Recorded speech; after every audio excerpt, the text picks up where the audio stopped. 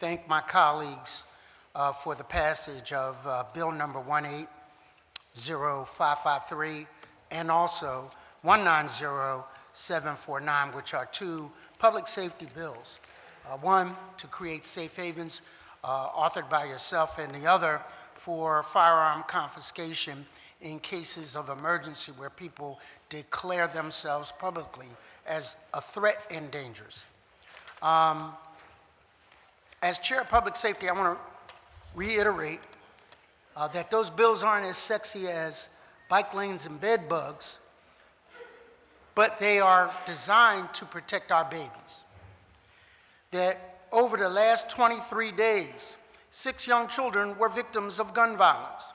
7-year-old, 2 10-year-olds, an 11-year-old, and a 2-year-old and 11 months. Since 2015, 28 children under the age of 10 have been victims of gun violence. Note, the victims are getting younger and the shooters are getting younger. Today, this body passed, and thanks to my colleague, Councilman Johnson, and yourself, and Maria Sanchez, a transfer ordinance that would help increase funding of $5 million towards anti-gun violence measures to prevent those kinds of violence. I want to state here and now that that is a floor and not a ceiling. That is a floor and not a ceiling. I want us to also understand that in context, one of our jobs is to set priorities for budget. 227 million is going to streets, which will include, that article about safer streets and bike lanes and those kinds of things, which I support. Vision Zero, $6.5 million over the next 6 years to make sure that we are a litter-free city. The health department is dealing with the opioid crisis. Even the Animal Control Center is getting $4.2 million worth of contract to take care of dogs. Our babies deserve this kind of protection. I have learned over my time here that we fund what we care about. We can do colorful resolutions in council, but we put our money where our priorities are. So with that floor, $5 million as a ceiling, let me recommend some other things we need to pay attention to during the budget process, because I intend to, along with my colleagues, ask each and every department what you are doing to make our babies safer. Whether you're hiring people in the streets department to work on fleet management, or whether you're doing ground zero to clean up lots that become crime scenes, what are you doing to contribute to our public safety? There are over, as you know, Mr. President, 300 plus city-owned cameras. We went to other places, other municipalities, Baltimore, Chicago, other places to examine best practices. One of the best practices is live eyes on cameras, because live eyes prevent crime as opposed to cleaning up after it. We need to find a way to fund more virtual patrol areas where either a retired citizen or a trained up civilian looks at those cameras and says, this is about to go down and we're going to prevent it, not just memorialize it. That's number one.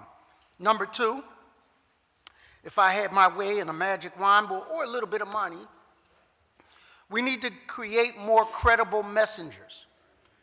I was from a gang. I went back up on my corner the other day and none of them remembered me. I am but a poster on a billboard now. So credible messengers that are closer to the scenes in South Philly, North Philly, and all over our city should be employed to be interveners in these situations. DHS and schools need to have red flag symbols that I know young Kenyatta is having problems based on the post-traumatic stress of losing a loved one. And we need to prevent as opposed to just clean up after. The mayor went to the Rock the Block festivities we had on the 300 block of Edgewood, which I appreciate. We went door to door, we fixed up, cleaned up, painted, put new sockets in seniors' houses, over 35 properties there, but also 100 over time. I encourage all my district colleagues and at large to look at doing this. It's a good hit. But in one of the doors we knocked on, and this was on a block I was born on, 300 block of Edgewood, a young man opened the door and he had two brothers. Quick look, you could see one of them had an ankle monitor on. The mayor came up and engaged, started talking to him and really, not just hi and bye, but really engaged with them. He promised to intervene in their lives, said, listen, I'm gonna get you down.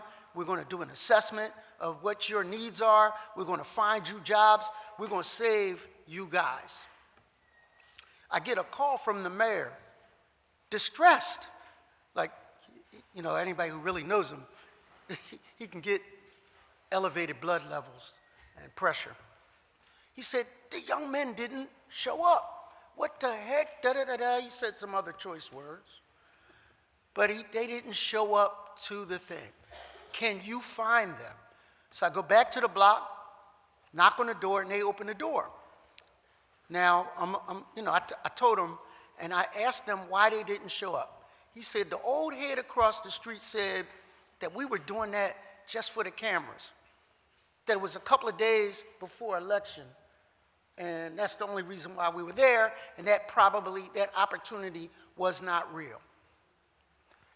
Their faith in us doing something from our heart for them is waning.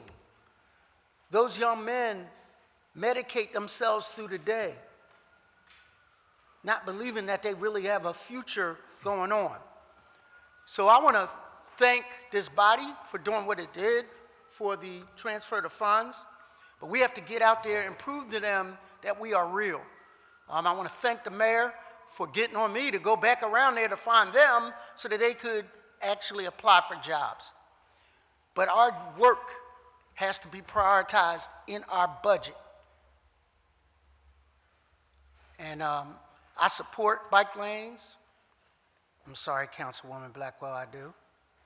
I support bed bugs elimination, Councilman Squiller. But I'm letting you know that we will fight for our children's lives. And we will make sure every cent that can be afforded them an opportunity to escape some of this stuff, we're going to make sure it happens. Thank you, Mr. President. Thank you, Councilman.